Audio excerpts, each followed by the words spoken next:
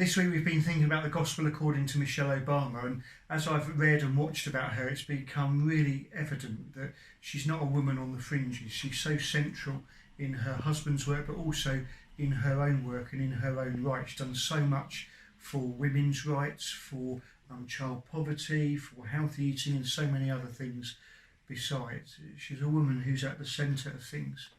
And in our Gospel reading from John this week, from chapter 19, verses 16 to 30, we saw that as Jesus hangs on the cross dying, women are central.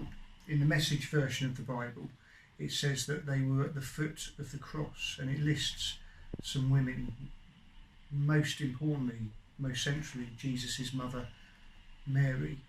And she stands at the centre and watches her son until John, who becomes her carer as she cares for him, also takes her away. And Jesus says, "It is finished," and breathes his last. It is finished is a note of triumph, not, oh, it's finished, but it is finished. I've done what I came to do.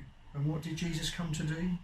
He came to bring us all back to himself and his heavenly Father. All that crud that gets in the way between us and God, he came to wash it clean.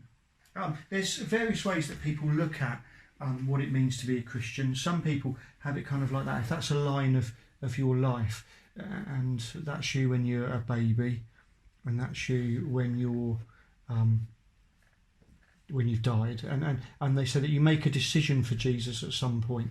And I believe that's important for a lot of us, that we do make that decision. Some of us, it's a definite decision, we can name the date, and others it's kind of a bit fuzzy, we're not quite sure where it is, but we know there was a point where we started following Jesus. And for others of us, we were brought up in a Christian home, and we say, well, I never knew a time without God.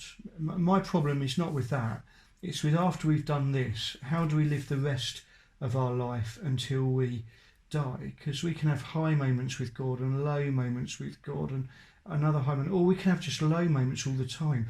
You know, the thing is, if we know the language of Christianity, if we can speak Christianese, then we can fake it and no one knows that. I find this picture far more helpful, that my life is this circle and Jesus is at the centre, and where am I in regards to him? Sometimes I'm out here if I've not known him yet, or maybe I'm in here, or maybe I'm really close to Jesus. What for me is most interesting is not where the X is, but the direction of travel. So am I travelling towards Jesus, or am I travelling away from Jesus? I could be someone who's been a Christian for years, but I'm going that way. I know many church leaders who can fake it really well. And I'm not just talking about ministers, elders, deacons, any kind of voluntary leader. And you think, oh, they've got it together, but actually they're travelling away. And we don't notice it there. And it's only as they go further and further and further away, and all of a sudden they've left. You know someone, don't you, who's ditched church, maybe even turned their back on Jesus. And it was for most of them, most of us, a long process.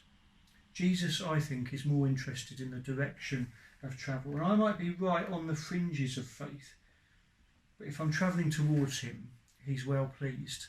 So my question for you and for me, for us, is Jesus at the centre of my life? And if he's not, what am I going to do about it? I encourage you to chat with someone, get honest, and say where you are with Jesus. Take care and stay safe.